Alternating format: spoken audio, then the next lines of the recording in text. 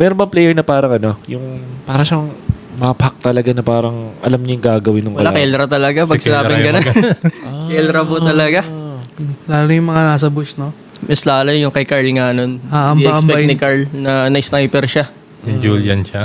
Julian, tapos sa long time ago, hanapin yung highlights na yun. I'm gonna check the bush. Might be here. Oh, it's trying to go for Kelra. I don't think so, though.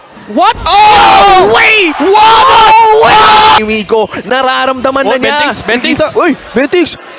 Bentix?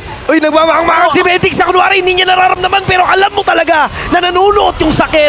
Sa Beatrix, yung versatility na binabanggit din kanina ni Midnight, mabigyan mo lang ng konting gold, ang dami na niyang kayang gawin. Pwede pa yung mag-swap sa sniper para bigla ka na din lang ipo-poke out. At si Nets, kailangan magbigay maipalayo. Grabe face check. Grabe instincts, Grabe ka naman, Kelra!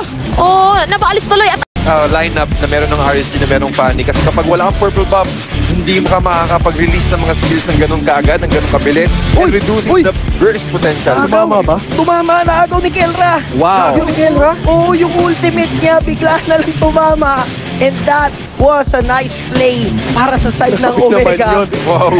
Kelra! Kelra! With the timing and precision. Nakita mo? Patapos.